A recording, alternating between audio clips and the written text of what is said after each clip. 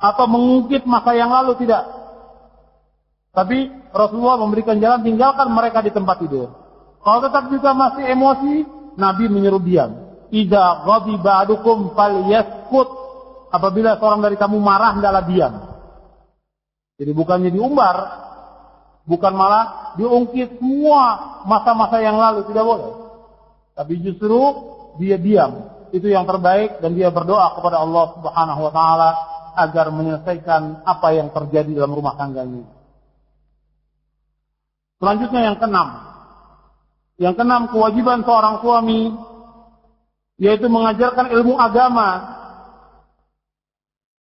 mengajarkan syariat Islam kepada istrinya, kepada anaknya. Ini hukumnya wajib. Jadi di antara hak seorang istri yang harus dipenuhi oleh suaminya, memberikan pendidikan dan pengajaran agama, mengajarkan ilmu syar'i, agar si istri dan anak-anaknya dapat mengamalkan syariat Islam ini. Dan seorang suami wajib menjaga istri dan anaknya dari api neraka. Sebagaimana Allah berfirman dalam surah At-Tahrim ayat 6. Surah 66 ayat 6. Allah berfirman, Ya ayyuhalladzina amanu qu anfusakum wa ahlikum nara wa quduhan nas wal hijarah 'alaiha malaikatun ghiladun shidad la ya'suna Allah ma amarahum wa yaf'aluna ma yu'marun. Wahai orang-orang yang beriman, jagalah diri kamu dan keluarga kamu dari api neraka yang bakarannya terbuat dari, yang bahan bakarnya adalah dari manusia dan batu. Penjaganya adalah malaikat-malaikat yang kasar, lagi keras, yang tidak mendurhakai perintah Allah terhadap apa yang diperintahkan kepada mereka, dan selalu mengerjakan apa yang diperintahkan oleh Allah Subhanahu wa taala. Jadi menjaga keluarga dari api neraka mengandung maksud menasihati mereka agar taat dan bertakwa kepada Allah, mengajarkan kepada mereka tentang syariat Islam, tentang adab-adab. Para sahabat dan mufassirin menjelaskan tentang ayat di atas, Qu anfusakum wa ahlikum nara, jagalah diri kamu dan keluarga kamu dari api neraka. Kata Ali bin Abi Thalib radhiyallahu an, kata beliau, ajarkanlah agama kepada keluarga kamu dan ajarkanlah adab-adab Islam kepada keluarga kamu. Kemudian kata Qatadah, suruhlah keluarga kalian untuk taat kepada Allah, cegah mereka dari berbuat maksiat, hendaknya mereka melaksanakan perintah Allah dan bantulah mereka. Bila kalian melihat mereka berbuat maksiat, maka cegah dan laranglah mereka. Kemudian kata Ibnu Jarir At-Tabari, ajarkanlah keluarga kalian untuk taat kepada Allah yang dapat menyelamatkan diri mereka dari api neraka. Kemudian kata Imam Asy-Syaukani dalam tafsirnya Fathul Qadir, wajib atas kita untuk mengajarkan anak-anak tentang agama Islam, serta mengajarkan kebaikan dan adab-adab Islam. Jadi kita sebagai seorang suami wajib mengajarkan istri dan anak, wajib hukumnya.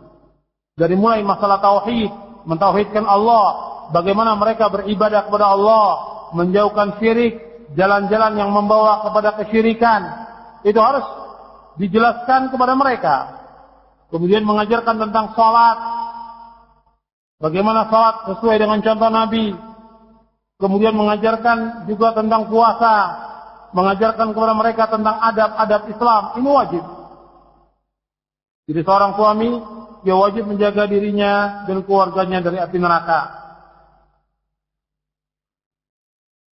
Seperti yang tadi saya jelaskan, dalam mendidik istri, dalam mengajarkan kepada istri ini, dia harus ada arif wali, lemah lembut. Kemudian kalau suaminya dia tidak mampu, ya dia harus berusaha mengajak istrinya ke majelis ta'lim yang mengajarkan Al-Quran wa sunnah ala fahmi salaf. Si suami harus mengajak istrinya, mengajak anaknya untuk memahami Al-Quran dan sunnah ala fahmi salaf. Sehingga dengan itu dia bisa tahu tentang Islam ini. Karena banyak sekali kalau kita lihat suami-suami atau kepala rumah tangga yang dia tidak mempunyai tanggung jawab terhadap istrinya, tidak punya tanggung jawab kepada anaknya. Dia sibuk dengan mencari nafkah. Padahal kewajiban ini Allah akan tuntut dan Allah akan tanya sampai hari kiamat nanti. Sebab Nabi bersabda, kullukum ra'in wa kullukum mas'ulun an ra'iyyati wal amiru ra'in wal rajulu ra'in ala ahli baitihi wal mar'atu ra'iyatun ala baiti zawjiha wa waladihi fa kullukum ra'in wa kullukum mas'ulun an ra'iyyati. Nabi bersabda, kullukum ra'in, setiap kamu adalah pemimpin, wa kullukum mas'ulun an ra'iyyati, dan setiap kamu akan ditanya tentang kepemimpinannya. Wal amiru ra'in, dan seorang amir, seorang raja, seorang pemimpin, seorang presiden akan ditanya tentang kepemimpinannya. Dia sebagai pemimpin akan ditanya tentang kepemimpinannya. Kemudian seorang laki-laki sebagai pemimpin atas keluarganya dan akan ditanya tentang kepemimpinannya. Seorang wanita sebagai pemimpin di rumah suaminya dan terhadap anak-anaknya, dan dia akan ditanya oleh Allah. Dan setiap kalian adalah pemimpin dan setiap kalian akan ditanya tentang kepemimpinannya. Hadis ini sahih, diriwayatkan oleh Imam Bukhari, Muslim, dan Ahmad. Jadi seorang suami wajib mendidik istrinya. Dan ini banyak sekali yang lalai kalau kita lihat dalam kehidupan, yang hanya diberikan kepada seorang istri dan anaknya itu hanya nafkah lahir. Artinya kebutuhan dia setiap hari diberikan, tapi pendidikan agama sama sekali tidak. Dan tidak dibimbing tentang Islam. Sehingga sampai punya anak, sampai punya cucu tidak tahu mereka tentang Islam. Dan suaminya akan dituntut oleh Allah sampai hari kiamat nanti. Suami yang melalaikan pendidikan istri dan anaknya akan dituntut oleh Allah sampai hari kiamat tadi. Kenapa dia tidak mendidik istrinya dengan benar? Kenapa dia tidak mengajarkan Islam kepada istrinya? Kenapa mereka tidak mengajarkan tauhid? Kenapa mereka tidak melarang istri dan anaknya dari berbuat syirik? Kenapa dibiarkan istri dan anaknya tidak sholat? Dan yang lainnya. Itu akan ditanya dan akan dituntut sampai hari kiamat. Kemudian selanjutnya, hak suami yang wajib dipenuhi oleh istri. Kalau tadi hak istri, kemudian hak suami yang harus dipenuhi oleh istri. Jadi seorang istri yang pertama wajib taat kepada suaminya.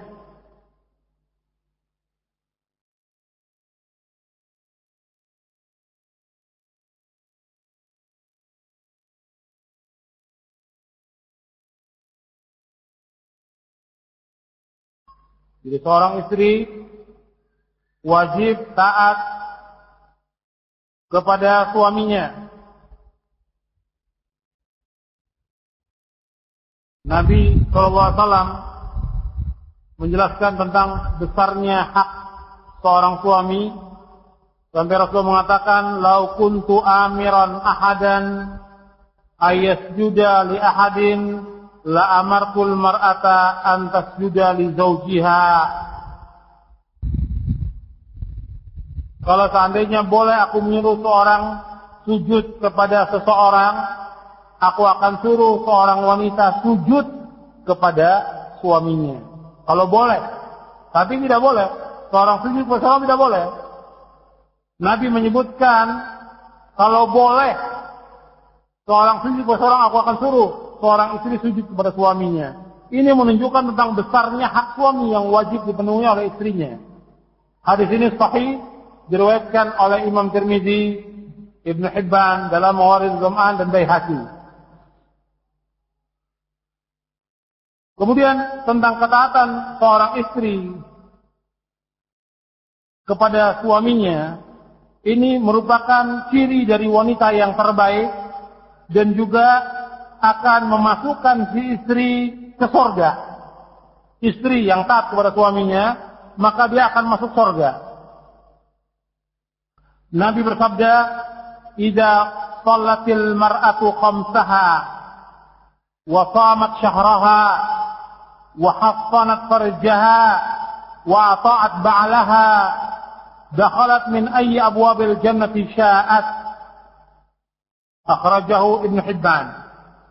Apabila seorang wanita mengerjakan salat yang 5 waktu, berpuasa di bulan Ramadan, menjaga kehormatannya, taat kepada suaminya, niscaya dia akan masuk surga dari pintu surga mana saja yang ia kehendaki.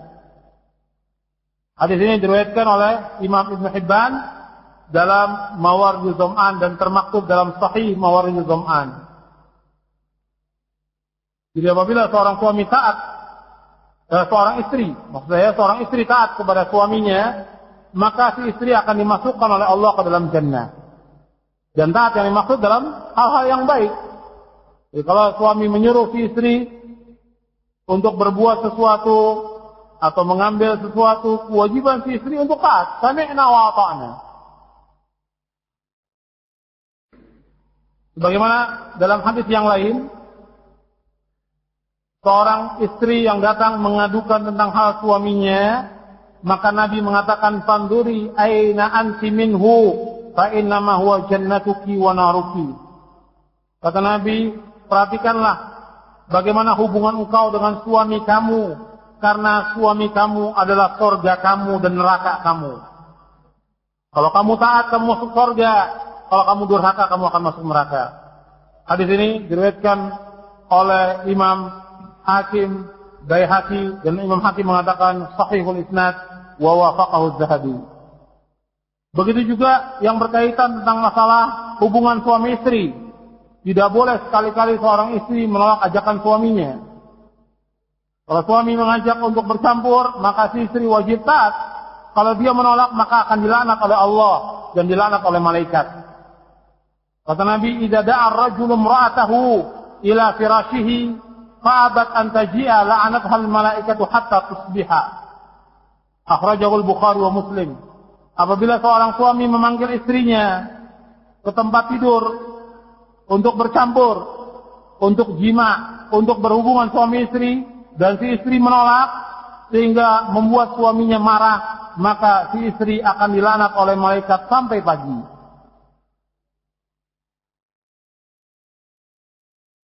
Dan ini banyak lagi yang lainnya.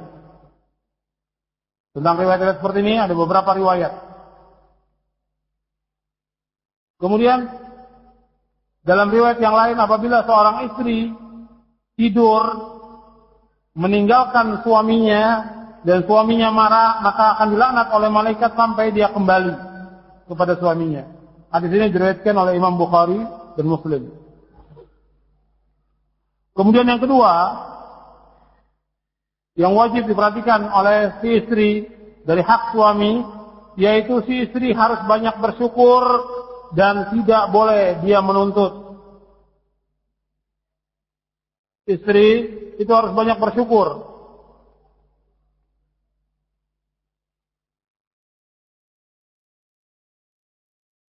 Nabi SAW menjelaskan tentang neraka. Kata Nabi, "Uritun nara fa idza aqra ahliha an-nisa'u yaqurna qila ayaqurna billah yaqurna al-ashir wa yaqurna al-ihsan law ahsanta ila ihdahunna ad-dahra thumma ra'at minka shay'a qalat ma ra'aytu minka khairan qatt." Akhrajahu al-Bukhari wa Muslim. Rasulullah bersabda, "Sesungguhnya aku diperlihatkan neraka." Kata Rasulullah, "Aku diperlihatkan tentang neraka. Dan aku melihat kebanyakan penghuni neraka itu adalah wanita."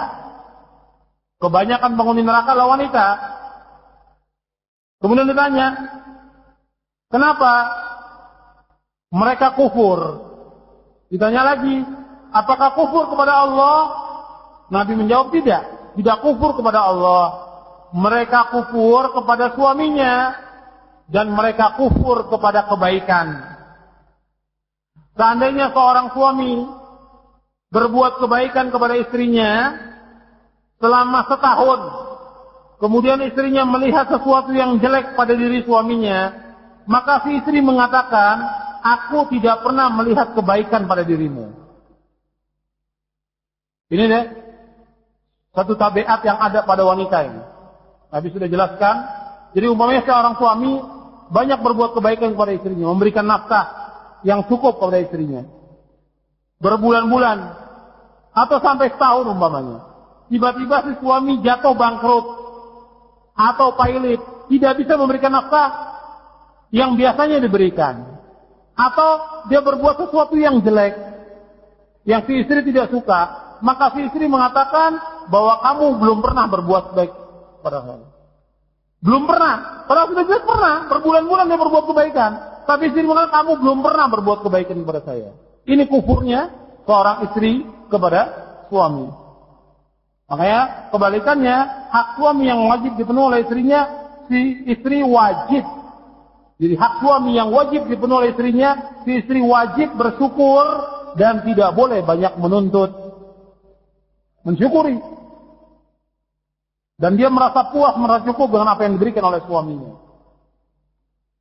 Nabi SAW bersabda, Inna Allah la yanzuru ila imra'atin la tashkuru li zawjiha wa hiya la tastaghni anhu. Sesungguhnya Allah tidak akan melihat seorang wanita yang tidak bersyukur kepada suaminya dan dia banyak menuntut. Allah tidak akan melihat kepada seorang wanita yang tidak bersyukur kepada suaminya dan dia banyak menuntut.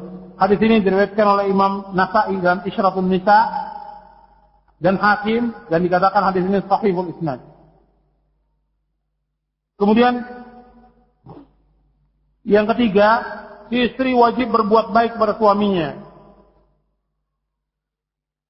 Karena melayani suami ini mendapatkan pahala yang besar.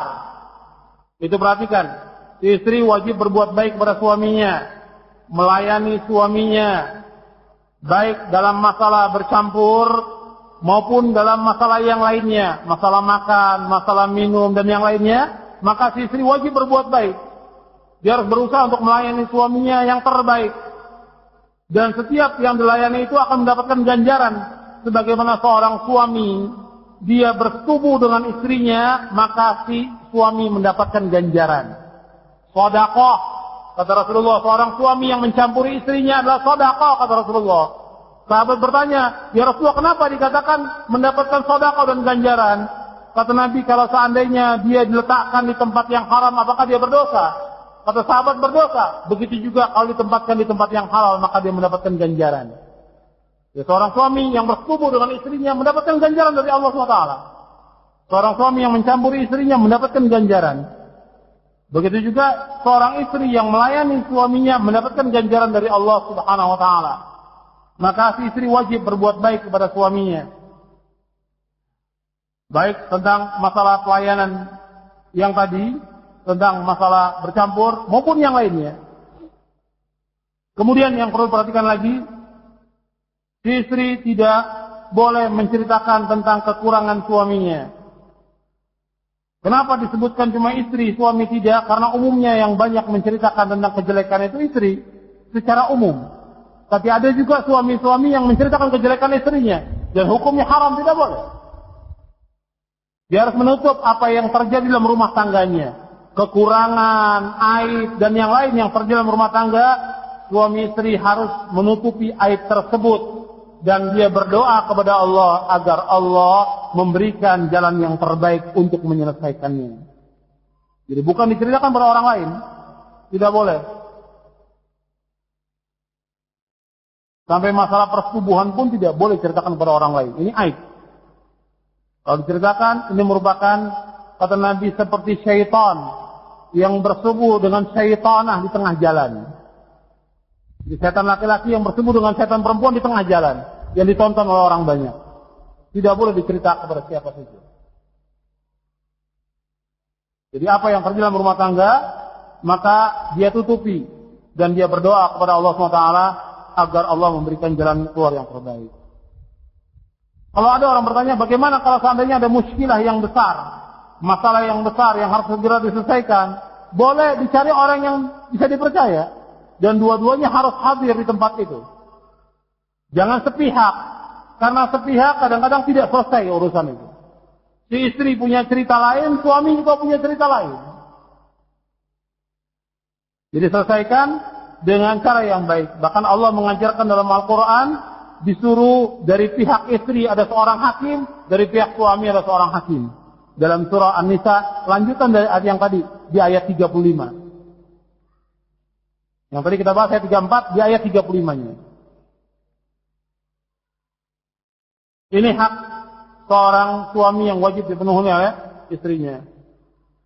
Kemudian, yang perlu saya tambahkan lagi, bahwa seorang suami atau istri dalam rumah tangganya itu jelas banyak tantangan, banyak cobaan, nggak mungkin selamanya mulus, nggak mungkin. Jangankan rumah tangga kita, hatta rumah tangga Rasulullah Sallallahu Alaihi Wasallam as-Sadiqul Masduq pernah terjadi keributan yang sampai Rasulullah mengilah istrinya, bersumpah tidak mencampur mereka selama 1 bulan. Kemudian juga rumah tangga sahabat yang lain. Jadi keributan-keributan dalam rumah tangga itu ada. Maka ketika terjadi yang demikian, ya kita mohon kepada Allah SWT, jangan masing-masing mengikuti hawa nafsunya, mengikuti emosinya yang akan berantakan rumah tangga itu. Ya harus sabar dan berdoa kepada Allah agar Allah memberikan jalan keluar yang terbaik. Maka di tengah-tengah ayat At-Talaq, antum lihat di surah At-Talaq, itu beberapa ayat Allah sebutkan tentang talak, tentang cerai. Surah 65, Allah menyebutkan wa may yattaqillaha yaj'al lahu makhraja wa yarzuqhu min haitsu la yahtasib. Barang siapa yang bertakwa kepada Allah, Allah akan memberikan jalan keluar dan Allah akan memberikan rezeki dari arah yang dia tidak duga-duga. Kemudian di ayat lanjutannya disebutkan lagi wa may yattaqillaha, Allah menyebutkan lagi di ayat selanjutnya, sayaj'alullahu ba'da usri yusra wa may yattaqillaha yaj'al lahu min amrihi yusra. Dan barang siapa yang bertakwa kepada Allah, Allah akan memudahkan urusannya. Dan yang lainnya lagi, antum bisa lihat itu di ayat 3, di ayat 4, di ayat 5, di ayat 7, ya Allah menyebutkan Allah akan mudahkan semua urusan. Ya sudah masuk waktu asar, kita cukupkan dulu sampai di sini. Nanti pada soal asar kita lanjutkan dengan tanya jawab. Wa sallallahu ala nabiyina Muhammadin sallallahu alaihi wasallam. Wa akhir da'wana alhamdulillahi rabbil alamin. Alhamdulillah. والصلاة والسلام على رسول الله أشهد أن لا إله إلا الله وحده لا شريك له وأشهد أن محمدا عبده ورسوله اللهم صل على محمد وعلى آل محمد أما بعد. Kepada ikhwan dan akhwat yang dimuliakan oleh Allah,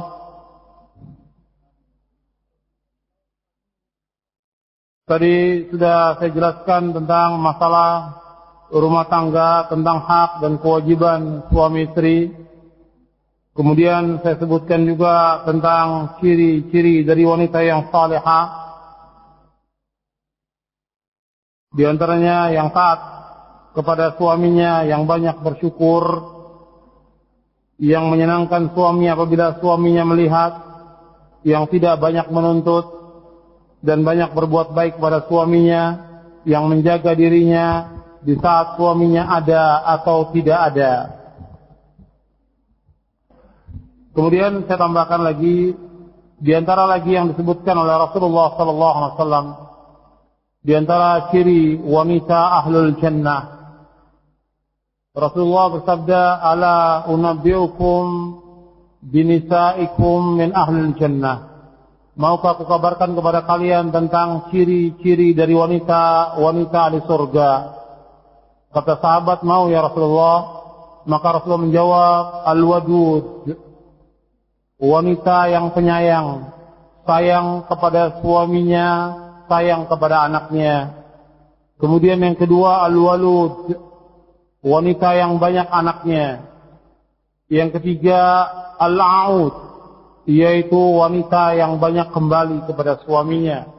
Arti dia bertaubat kepada Allah Subhanahu wa taala dan selalu meminta maaf kepada suaminya, sampai dia mengatakan, la azuqu ghamdan hatta tarda, sesungguhnya aku tidak bisa memejamkan mata sampai engkau ridha. Ini di antara ciri wanita ahlul jannah, wanita di surga, yaitu yang dia sayang kepada suaminya, sayang kepada anak-anaknya. Yang kedua, yaitu yang banyak anaknya. Yang ketiga, yang banyak bertaubat kepada Allah Subhanahu wa taala. Itu disebutkan dalam hadis yang derajatnya hasan, dan hadis ini termaktub dalam Sahih Jami' Shaghir. Kemudian sekarang masuk waktu untuk tanya jawab. Nanti terakhir saya akhiri dengan beberapa nasihat untuk suami istri yang insyaallah banyak manfaatnya. Sekarang saya jawab dulu pertanyaannya, dan pertanyaan sudah cukup karena sudah cukup banyak. Ya, dan saya tidak mampu untuk menjawab seluruhnya. Kemampuan saya terbatas. Jadi yang bisa saya jawab, yang tidak, wallahu a'lam bishawab.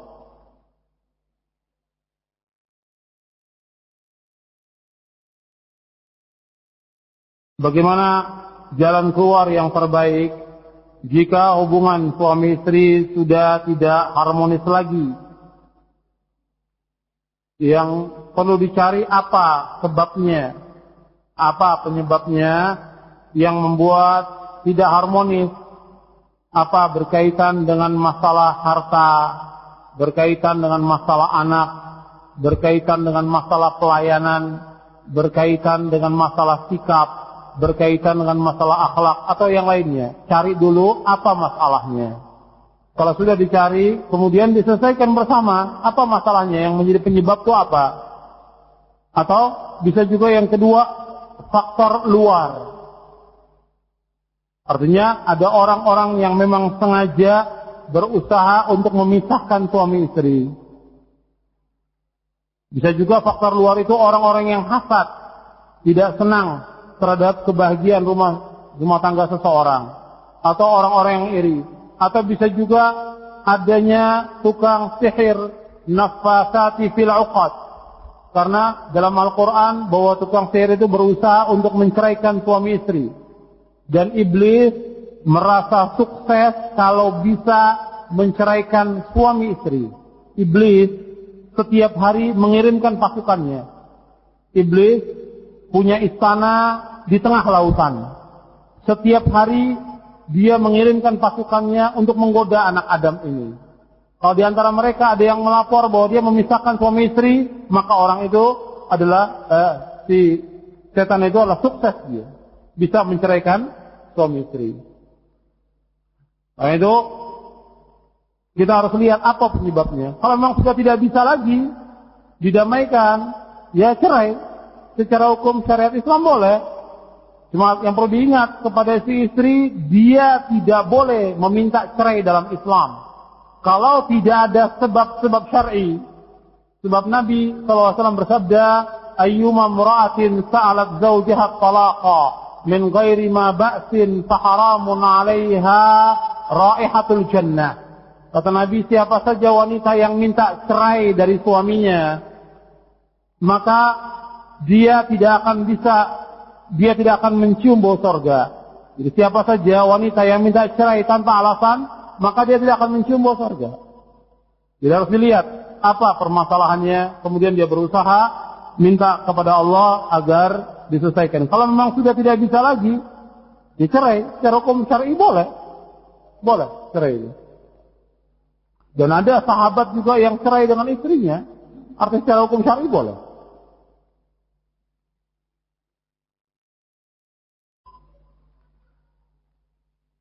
Bagaimana sikap seorang anak jika mengetahui kedua orang tuanya tidak harmonis, tidak akur? Ya, kalau si anak ini memang termasuk anak yang didengar omongannya oleh orang tua, ya dia berusaha, bukan ikut campur, tapi berusaha bagaimana mendamaikan. Dan juga si anak jangan lupa berdoa kepada Allah Subhanahu wa Ta'ala untuk mendamaikan kedua orang tuanya. Dan dalam keadaan mendamaikan ini dibolehkan menurut syariat dia berbohong secara, artinya dia berbohong untuk mendamaikan boleh.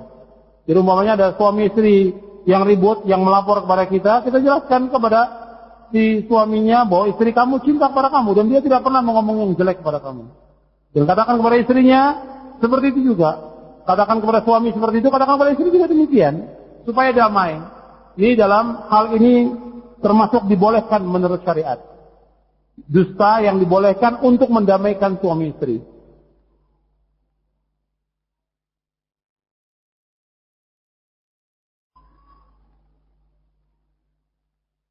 Apakah boleh seorang istri mengatakan kata-kata yang kotor kepada suaminya? Tidak boleh. Sebagai anak suami juga tidak boleh mengatakan kata yang kotor. Jadi Allah menyuruh dalam Al-Quran, وَقُولُوا لِلنَّاسِ حُسْنًا, dan katakanlah kepada manusia dengan perkataan yang baik. Kemudian juga sifat laknat, mencaci maki dan yang lainnya bukan dari sifat seorang mukmin. Laisal mu'minu bil-la'an wala ta'an wala al-fahish wala al-badi'. Kata Rasulullah, bukannya orang mukmin itu orang yang suka laknat. Orang mukmin bukan orang yang kotor lidahnya. Orang mukmin bukan orang yang suka mencaci maki. Orang mukmin bukan orang yang jelek mulutnya. Laisal mu'minu bit-ta'an wala al-la'an wala al-fahish wala al-badi'.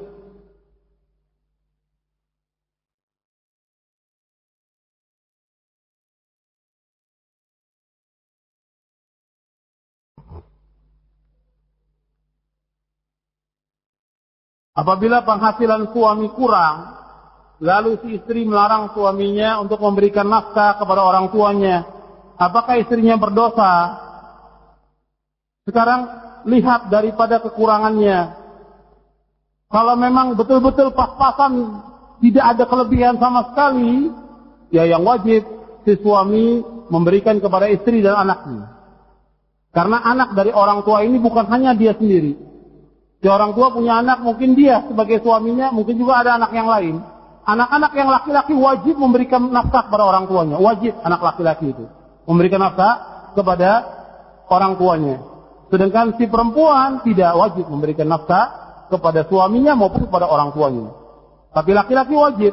Nah sekarang kalau kedudukannya si laki-laki mendapatkan hasil penghasilannya pas-pasan yang mampu untuk istri anaknya. Dan itu pun sudah sangat minim. Maka si istri memberikan nasihat seperti itu, tapi juga dia berdoa kepada Allah agar memberkahi yang sedikit itu.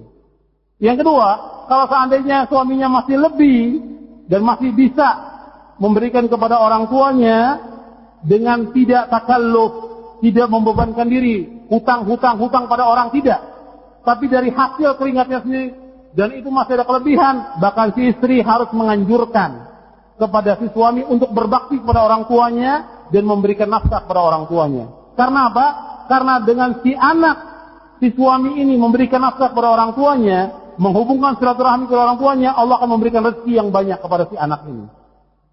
Sebab Nabi bersabda, "Man ahabba ayyubsata lahu fi rizqihi wa an yunsa'alahu fi athari falyasil rahimah." Kata Nabi, barang siapa yang ingin diluaskan rezekinya dan dipanjangkan umurnya, hendaklah ia menyambung silaturahmi. Nah, silaturahmi yang terbaik kepada orang tua sebelum orang lain. Kalau si suami berbuat baik pada orang tuanya, insya Allah rumah tangganya akan diberkahi oleh Allah Subhanahu wa Ta'ala. Jadi jangan sekali-kali si istri melarang suaminya untuk berbuat baik pada orang tuanya. Justru si istri menganjurkan supaya suami berbuat baik kepada orang tuanya.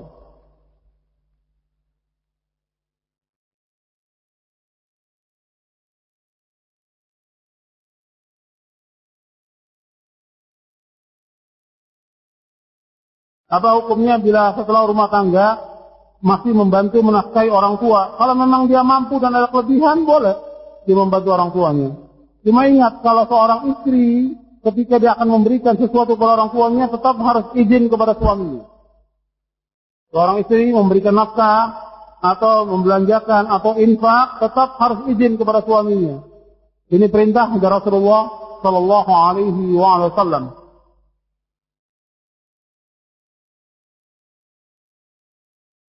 Bagaimana saya harus bersikap jika ada teman, jika ia sedang ribut dengan suaminya, ia menceritakan masalahnya kepada saya. Jangan didengarkan dan nasihati si istri untuk mengadukan kepada Allah. Karena tidak akan menyelesaikan masalah. Seorang istri ribut dengan suaminya, ceritakan kepada perempuan yang lain. Tidak ada manfaatnya. Tidak ada manfaatnya, yang pertama. Yang kedua, berdosa. Yang ketiga, kalau itu menimbulkan kemurkaan, maka akan dapat juga kejelekan dia. Jadi mesti ditutupi rumah tangga itu. Ditutupi dan dia berdoa kepada Allah Subhanahu wa taala. Jadi ketika dia menceritakan kejelekan suaminya atau kepada kejelekan istrinya kepada orang lain, tidak ada manfaat, sama sekali tidak ada manfaatnya. Yang sudah jelas dosa. Riba. Tidak ada manfaatnya. Kemudian tidak ada sama sekali jalan keluar, apa yang bisa diharapkan? Menceritakan sesuatu kepada orang lain. Kadang-kadang orang itu masih ingat dengan cerita dia tentang jelek suaminya atau jelek istrinya, sedangkan si suami dan istrinya sudah jalan lagi berdua. Tidak senang-senang lagi berdua. Sedangkan kita masih kesal yang diceritakan. Tidak ada manfaat sama sekali.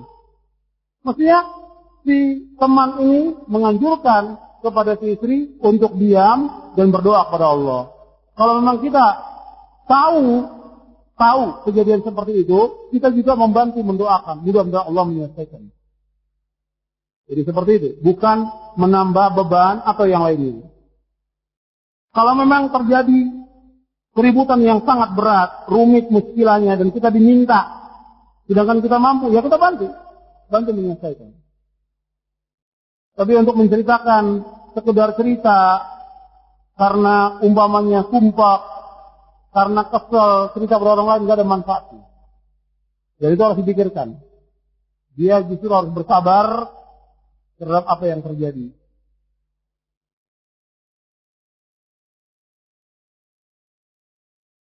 Mengapa ada ikhwan dan akhwat yang sama-sama paham agama bisa terjadi perceraian? Ya sangat bisa. Ya sahabat terjadi perceraian di antara sahabat. Sahabat radhiyallahu anhum ajma'in, khairun nas, sebaik-baik manusia, ada di antara mereka yang terjadi perceraian. Seperti contoh siapa yang disebutkan dalam Al-Quran? Siapa yang ingat? Dalam surah Al-Ahzab. Tentang Zaid yang nikah dengan siapa? Zainab binti Jahsh. Terjadi perceraian. Yang Allah sebutkan dalam Al-Quran, diabadikan dalam Al-Quran. Terjadi perceraian yang kemudian Zainab dinikahi oleh Rasulullah Sallallahu Alaihi Wasallam. Terjadi. Kemudian juga Abdullah bin Umar cerai dengan istrinya. Sahabat yang terbaik. Kemudian Rasulullah pernah mau menceraikan Hafsah binti Umar. Dua-duanya orang baik. Kemudian malaikat Jibril datang kepada Rasulullah, kamu kembalikan Hafsah itu karena dia qawwamah wa qawwamah. Dia banyak berpuasa dan banyak qiyamul lail. Jadi kalau salah terjadi, wajar. Kembali kalau seandainya dia ngaji, nggak mungkin terjadi perceraian. Ini bisa ya terjadi dalam masalah rumah tangga. Dan kita bukan bergembira terhadap perceraian seseorang. Kita berdoa supaya rumah tangga setiap muslim dan muslimah itu mendapatkan barokah dari Allah. Itu yang kita harapkan. Bagaimana menghadapi suami saya yang sangat malas? Gimana ya? Apa dipecut?